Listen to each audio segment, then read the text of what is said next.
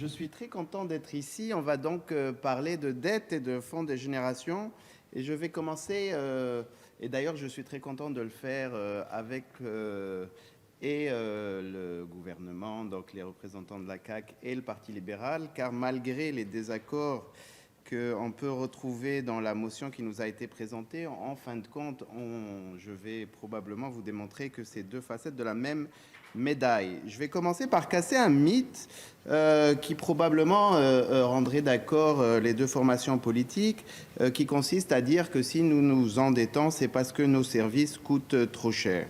Dans les faits, si la dette augmente au Québec, c'est bien parce qu'il y a des baisses d'impôts qui s'accumulent et que les baisses d'impôts, d'ailleurs, et les dettes, sont une magnifique manière de transférer de la richesse, mais du bas de l'échelle vers le haut, et j'y reviendrai. Donc, un petit rappel historique. En 2008, donc une baisse d'impôts du temps des libéraux de 950 millions, 1,3 milliard de dollars. En 2017, baisse de 270 millions de dollars, donc 313 millions de dollars en dollars d'aujourd'hui. En novembre 2017, baisse des taux minimal d'imposition de 16 à 15%, 970 millions de dollars, 1,1 milliard en dollars d'aujourd'hui. La taxe scolaire en 2017, sous les libéraux, nivellement au plus bas taux régional de la taxe scolaire, 600 millions de dollars, 700 millions de dollars d'aujourd'hui. En 2018, c'est au tour du gouvernement Legault d'uniformiser à la grandeur du Québec 900 millions de dollars, 1 milliard en dollars d'aujourd'hui. Le député, monsieur le leader, vous avez... Merci. Simplement rappeler le règlement qu'on doit évidemment s'adresser aux différents collègues par leur titre et non pas par leur nom propre dans cette Chambre. Merci. C'est un petit rappel au règlement, monsieur. Très bon rappel. Merci. Donc, monsieur le Premier ministre du Québec, du gouvernement de la CAQ, uniformisation en 2018 à la grandeur du Québec de 900 millions de dollars à l'époque, 1 milliard de dollars en dollars d'aujourd'hui. Du côté des sociétés, c'est évidemment pas mieux. Au début des années 2000, il représentait environ 11% des revenus autonomes de l'État, tandis qu'en moyenne, dans les 5 dernières années, il en représentait que 9%. Cette différence de 2% représente 2,8 milliards de dollars de revenus annuels dans la fiscalité des sociétés en 2022-2023. Depuis 2016, l'impôt des entreprises a diminué d'un dixième de point par année pour passer de 11,9 à 11,5. En 2011, le gouvernement de Jean Charest, du Premier ministre de l'époque, a complètement éliminé la taxe sur le capital des entreprises, un des 3 piliers du système de taxation des entreprises, 370 millions de dollars en dollars d'aujourd'hui. Évidemment, les entreprises comme les particuliers voient seulement 50% de leurs gains en capitaux être imposés. Ça fait beaucoup de milliards de dollars qu'on enlève aux revenus de l'État. De l'autre côté, il y a aussi tout l'argent qu'on ne va pas chercher là où il est. Je rappellerai que sur les questions du capital et sur les questions de l'héritage, on est une des rares juridictions des pays de l'OCDE qui ne taxent pas l'héritage. Pour vous donner un ordre de grandeur, les 2 premiers quintiles, c'est-à-dire 40% des Québécois, 3 millions de personnes, accumulent en tout un peu plus que 50 milliards, ce qui représente 2,5% de la somme de tout ce qui est propriété au Québec. 40%, 2,5%, le 20% du haut accumule 88% de ce qui est achetable au Québec. Et ça pourrait donner une mauvaise idée de la réalité en se limitant à dire que le 20%, le mieux nanti, a 26 fois plus de choses qui lui appartiennent que le 40% le moins nanti, car il y a 12 milliardaires, pour les nommer au Québec, qui accumulent 30 milliards de dollars en 2022, 30 000 millions, 300 000 fois 100 000 piastres, c'est-à-dire que pour pouvoir accumuler cet argent-là, il faudrait gagner 100 000 piastres par an pendant 300 000 ans pour pouvoir avoir ce que ces 12 personnes ont. C'est-à-dire que l'homme de Néandertal, j'ai fait des recherches pour voir c'est lequel qui pouvait travailler pendant aussi longtemps, pendant 100, et gagner 100 000 piastres par an pour accumuler ce que ces 12 personnes ont. Combien payent ces personnes sur le capital? 0. Combien nous allons ponctuer sur l'héritage? 0.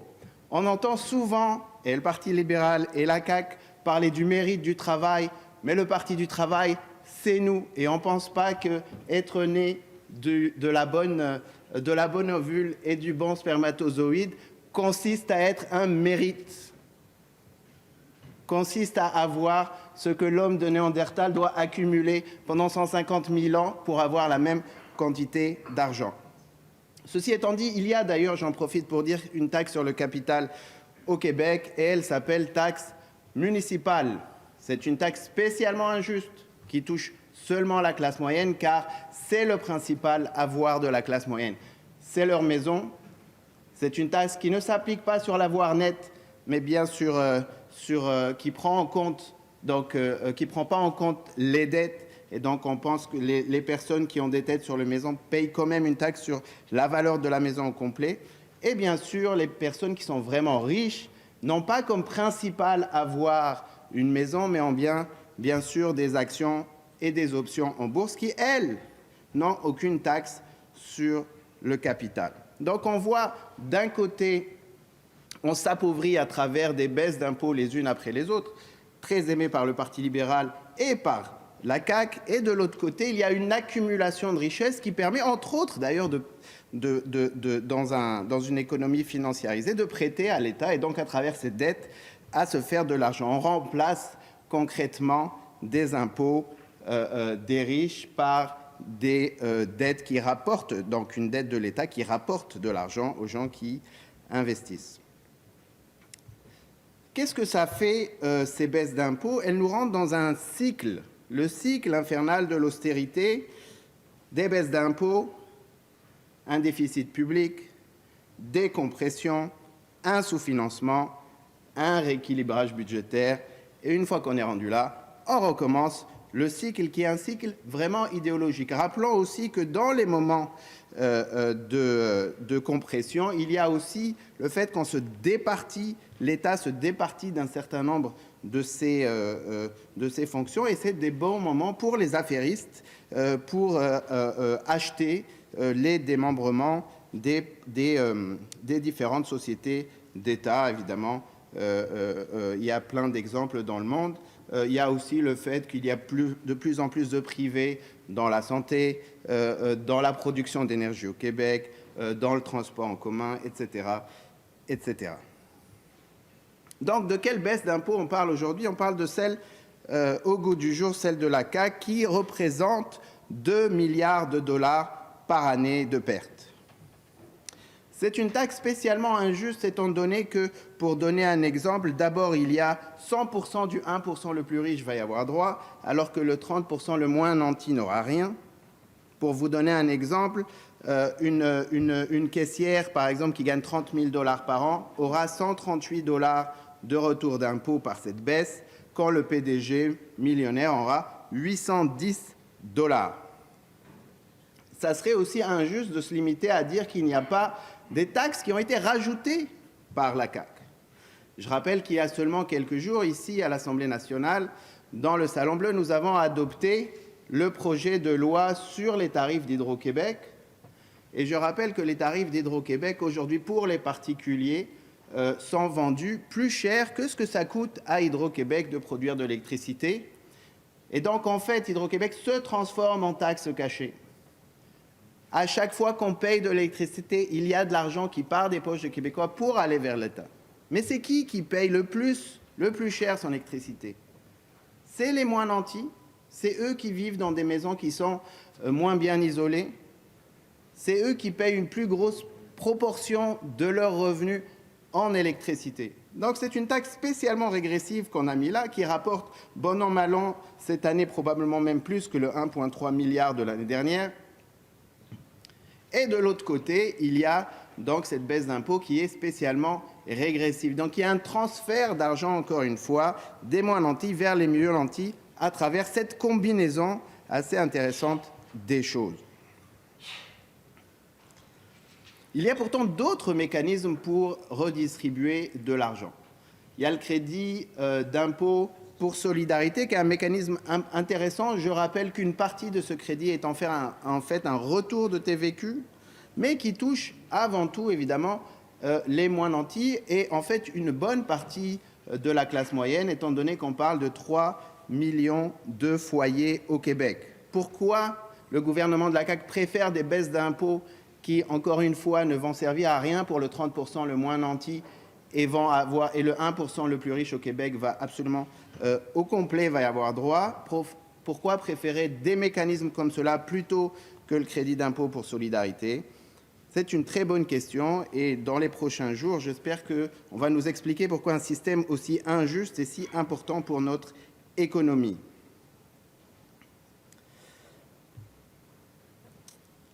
Rappelons que les voix qui s'opposent à cette baisse d'impôts sont quand même nombreuses. Il y a eu une lettre la semaine dernière signée par 53 économistes qui rappelaient tous les besoins que nous avons dans nos services publics. Le gouvernement dit qu'il ne baissera pas le financement des services, mais les services craquent de partout. Les urgences ferment, les écoles sont moisies, les jeunes ont besoin d'avoir accès à un psychologue gratuitement. Ça coûte de l'argent. Est-ce qu'il y a de l'argent neuf pour ça? Non, il n'y en aura pas. Et ça, c'est la réalité. Il y a un saccage de nos services publics. Et aucune volonté de corriger la situation. On a vu une association de jeunes comme Force Jeunesse sortir la semaine dernière ou en début de cette semaine, expliquer pareil que eux, la question la plus importante pour eux, c'est avoir accès à des services de l'État et de lutter contre la crise climatique. J'en viens d'ailleurs au fonds de génération, qui est un des points les plus importants qui est dans la motion du PLQ aujourd'hui. Je reprendrai peut-être je rappellerai les propos du Premier ministre Legault en 2006, quand il était avec le Parti québécois et qui traitait ce fonds des illusions. Et à l'époque, c'est un fonds assez intéressant. Il permet d'abord de maquiller des questions comptables, c'est-à-dire de maquiller des périodes de surplus en dette. Il est même calculé comme une dépense. Il faut le faire, là. Contrairement à toute règle minimale de comptabilité, il est calculé comme une dépense. Et l'argent qu'on y met, évidemment, ne cesse d'augmenter. Aujourd'hui, le Parti libéral nous dit « oui, mais pour nos jeunes, c'est vraiment important, il faut absolument la dette, etc. » Et du côté du gouvernement de la CAQ, on a décidé d'utiliser l'argent qui va là pour le distribuer en baisse d'impôts. Je ne sais pas vous, Madame la Présidente, mais moi, je n'ai pas vu un seul jeune avec une pancarte nous dire « attention, mon fonds des générations, je veux absolument la dette, qu'elle soit repayée. » Il faudrait à un moment les écouter, ces jeunes. Et ils nous disent « investissez dans l'avenir de la lutte à la crise climatique. » La plus grosse dette que nous avons ici au Québec est une dette climatique. Et c'est là où l'argent, où l'effort de l'État doit aller. Pas dans des baisses d'impôts qui nous appauvrissent ensemble. Et pas dans une approche dogmatique et comptable que nous avons vue trop longtemps du temps du libéraux et qui nous ont d'ailleurs fait vivre une austérité terriblement douloureuse.